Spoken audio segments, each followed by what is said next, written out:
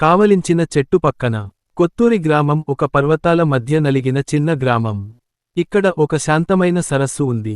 దాని నీళ్లు సూర్యుని కాంతిలో మెరుస్తూ, చెట్లు అక్కడికి దగ్గరగా ఉన్నాయి, వాటి కాండి గాలిలో పాడుతుంటాయి. వీటిలో ఒకటి చాలా పురాతనమైన బాణ్యాన్ చెట్టు. ఆ చెట్టు వేరుశెనగలు నేలమీద చేరిపోయి ఈ గ్రామానికి సాక్షిగా ఉన్నది. గ్రామస్థులు ఈ చెట్టుని రక్షకుడు అని పిలుస్తారు, ఎందుకంటే ఈ చెట్టు ఎన్నో తరాల నుండి నిలబడింది.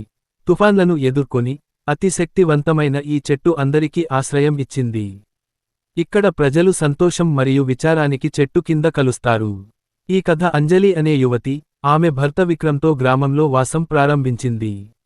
వారిద్దరూ ఒక సంవత్సరమైన వివాహ జీవితాన్ని కొనసాగించేవారు, కానీ కాలక్రమేణా నిర్దేశాలు మరియు బాధ్యతలు వారి అనుబంధాన్ని కాస్త బలహీనపరచాయి. విక్రమ్ గ్రామ పాఠశాలలో ఉపాధ్యాయుడు, అంజలి 10 ఇంటికి జాగ్రత్తగా చూసుకునేవారు. ఆమె ఒక బిజీ గ్రామం నుండి వచ్చారు, కాబట్టి ఈ గ్రామం యొక్క శాంతమైన జీవితం కొంచెం సవాలుగా మారింది. ఆమె ఇంకా గ్రామంలో తన స్థానం కనిపెట్టలేదు, కనుక ఆమె కొంచెం అపనగ్యతకు గురయింది. ఒకరోజు, ఆమె పొడిగించిన రోజు తరువాత, అంజలి మనసును సరిపోల్చుకోడానికి బయటకు వెళ్ళింది.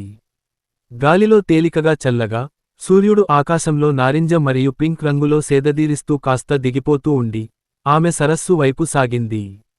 ఆమె కొన్ని అడుగులు ముందుకు వేసినప్పుడు, విక్రమ్ బాణ్యాన్ చెట్టు కింద కూర్చొని సరస్సు వైపు చూసేవాడు. అతని శరీరస్థితి అశాంతంగా ఉన్నప్పటికీ, అతని కన్నుల్లో ఆవేదన కనిపించింది.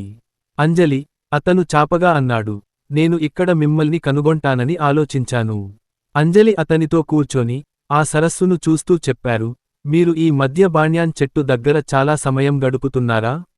ఇక్కడ శాంతి దొరుకుతుందని నేను అనుకుంటున్నాను, విక్రమ్ చెప్పాడు. ఈ చెట్టు ఎన్నో చూపులు చూసింది. నేను తరచుగా ఇక్కడ వస్తాను, ఆలోచించడానికి, గుర్తుకు తీసుకోవడానికి. అంజలి అతని మాటల్లో మరింతగా అర్థం పట్టింది. మరిన్ని నిమిషాలు వారు నిశ్చలంగా కూర్చొని గాలిని అనుభవించారు. నేను నా నాన్నను గురించి ఆలోచిస్తున్నాను, విక్రమ్ ఒకప్పుడు చెప్పాడు. అతను చిన్న వయసులోనే మరణించాడు, కానీ నేను అతనిని అర్థం చేసుకోలేదు.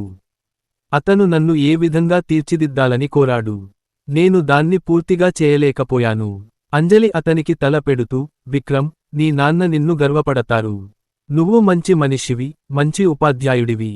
నేను ప్రతిరోజు చూస్తున్నాను. అతను తల ఊపుతూ, కాస్త చిరునవ్వుతో, నీకు అర్థం కాదనుకుంటున్నాను. ఇది ఇప్పుడు నేను చేస్తున్న పనుల గురించి కాదు, అంజలి. అది అతను నాకు కావాలని కోరిన దానితో సంబంధం ఉంది. నేను అతనిని ఫెయిల్ చేశాను. అంజలి అతని చేతిని పట్టుకుని, స్నేహంగా అంగీకరించింది.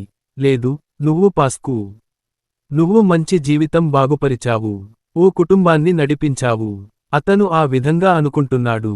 విక్రమ్ మౌనం పాటిస్తూ బాణ్యాన్ చెట్టుకు వెళ్ళిపోయింది.